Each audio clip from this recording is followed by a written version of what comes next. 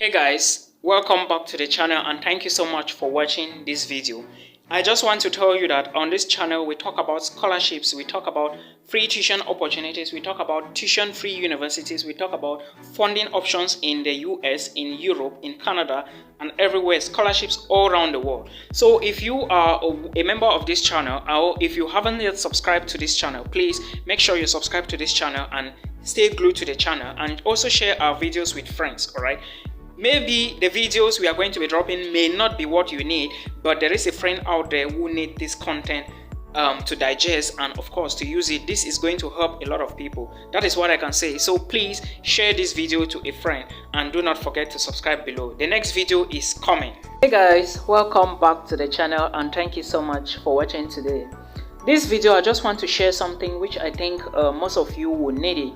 And if you are an international student or you are someone who intends to migrate to the Netherlands and you have been thinking which way can you use or which way is good for you to use, then in this video I'm going to talk about 3 ways you can use to migrate to the Netherlands, because one of these ways I'm talking about, I will talk about 3 ways, but one of these ways is the easiest. All right, so I will talk about the last way towards the end of the video, and I will talk about some very important key points. So please stay tuned and keep watching.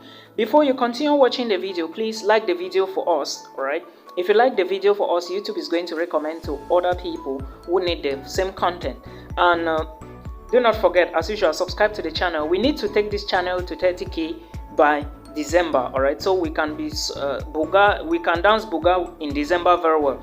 So without wasting time, let's just go straight to the video. So like I said, I will talk about how you can move from the Netherlands, or you can move from Nigeria to the Netherlands, or from Cameroon to the Netherlands, or from Ghana to the Netherlands. All right, now there are 3 ways I want to talk about.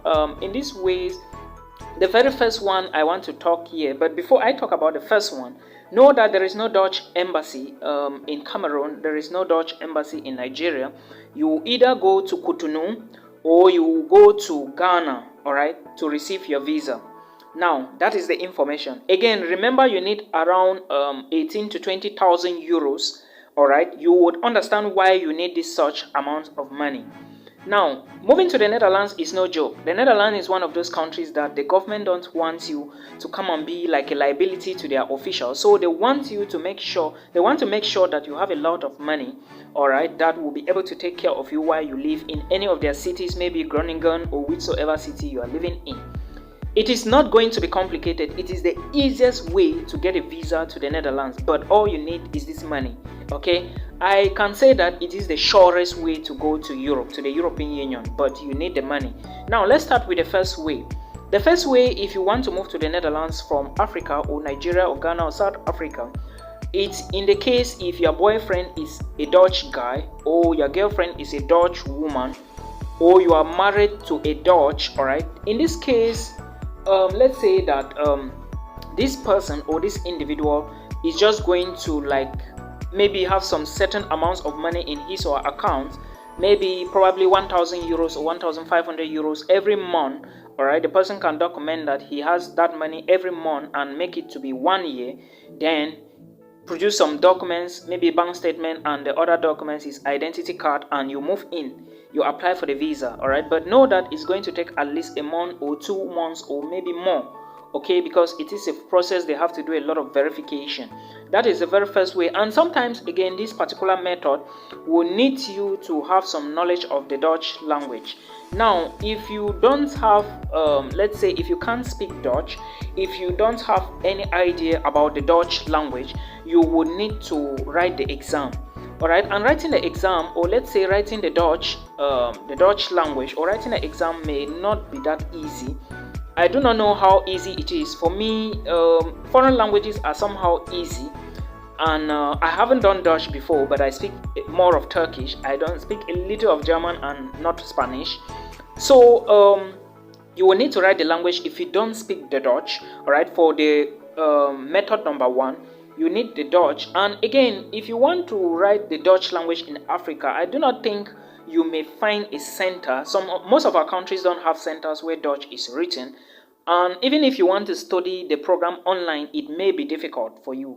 All right, so This method may work and it may not work. That is method number 1. Now let's move to method number 2. Method number 2 is you may try to look for companies that are recruiting from abroad, like maybe look for a company that do sponsoring visas or that do this visa sponsorship, and you apply for jobs. But you should put into consideration that most of these companies would need you to also equally have a background knowledge of the Dutch language. All right, it is very important. Don't mind what people will tell you on social media that you don't need. You need it. The companies will need. There are companies that if you do not know Dutch, you would not get employment in there. All right, and let's say most of these companies, they will actually need you to have maybe to provide a document to show that you actually speak the Dutch language, or you are equally prominent, or you can write, you can understand the Dutch language. Okay, so if you can, then you are good to go with most companies. They may recruit you, but there are other companies that will equally want to recruit people who speak English. So it's not a bad idea. If you speak English, you are good to go. You can equally get a job offer in here, but it is going to be very competitive, very competitive. So you don't want to do something that you may put all your eggs in, and at the end of the day you don't get something. You understand what I mean? So you have to consider this choice again. And like I said, if the company employs you finally, then they will just provide you with the employment offer and probably an insurance to show that your job is covered. All right, but if not, this may be one of the most, like I always tell people, this is one of the hardest way to move abroad. It is not easy to find jobs, and they are very competitive. Now this is the second option. All right, now let's go to the third option, which is the one I'm going to be elaborating more and I will talk about more.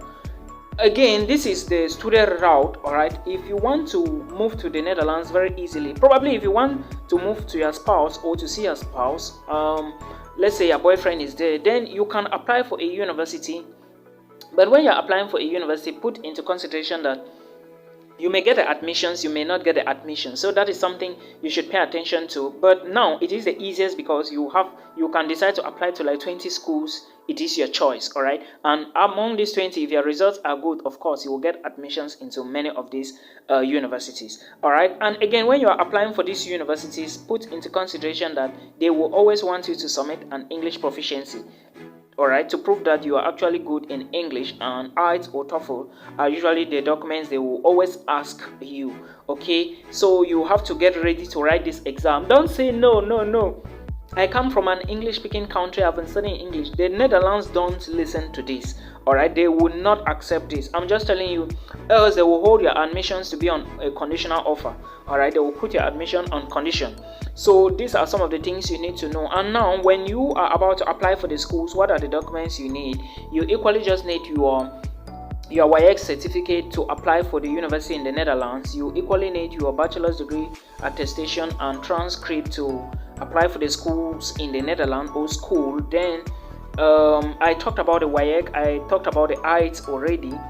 Then you apply for the school when the admissions intake, or let me say when the admissions portal is open, and that is it. Then you wait. As soon as the school gives you an admissions letter, it of course is going to be a conditional offer. All right, the university in the Netherlands is going to be a conditional offer.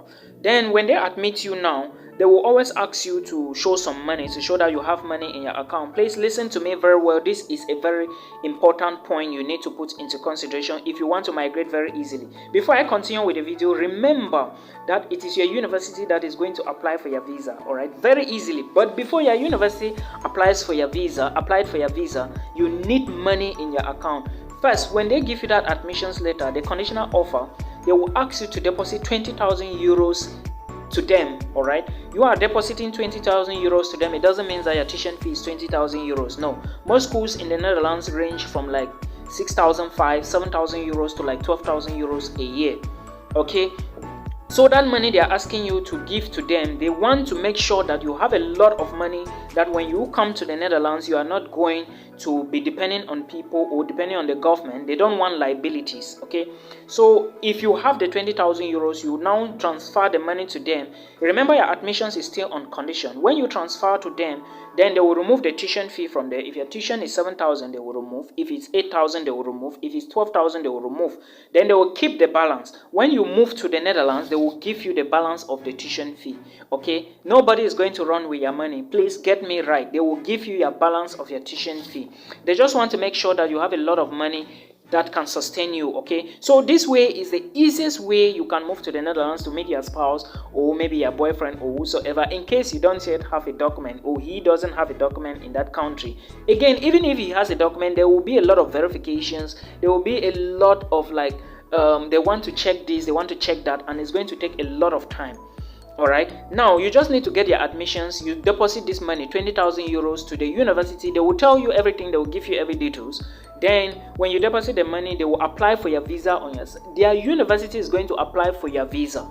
All right, when they apply for your visa, then they will apply for your visa with the Dutch government. Remember, visas come from the countries you want to migrate to. Okay, so when your visa is ready, your school will send that document to you. There is a form that when they apply for your visa, and if it is approved, they will send the document to you.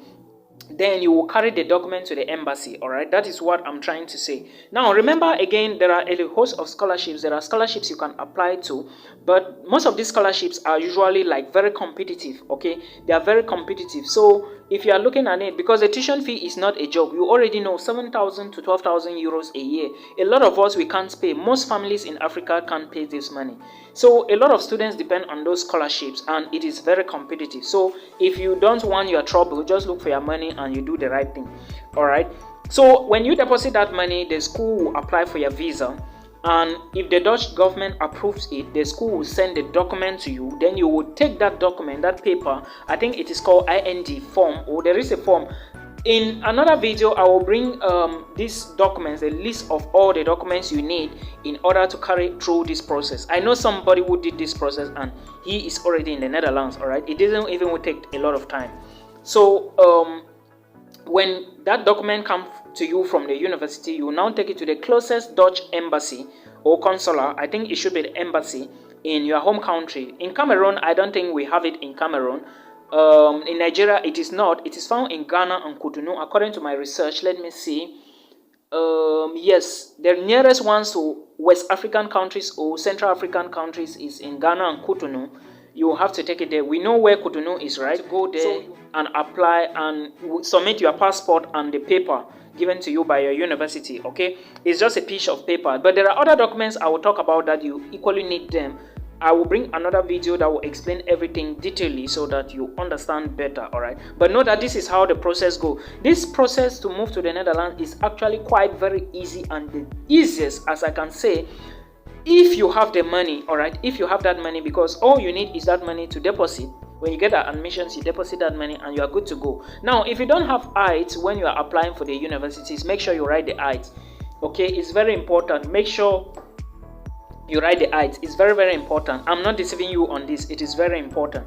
Make sure you write the IELTS. Now, like I said, the visa is not complicated, and when you move, this visa, I think if your university applies for this visa, it's going to cost them, I think, take them like 2 weeks maximum, but your spouse's visa or maybe spousal invitation is going to take at least 1 month plus. All right, so 2 weeks after, you will get everything, and the letter, you take it to the embassy, and of course the embassy, maybe after 2 days, 3 days, 4 days, or 1 week, you are good to go. All right, because you are just waiting for them to stamp it. It's just a confirmation. They just have to make a call through to the Netherlands to say, is this true that this paper, they will confirm yes, and they will stamp your passport, and that is it. You are good to fly to the Netherlands. So these are the 3 main ways you should be looking at. All right, you should be looking at migrating to the Netherlands. If you are looking at migrating to the Netherlands, I would say that follow these methods. All right, they are actually very easy, but again, that money is not bonbon, it's not biscuit. That money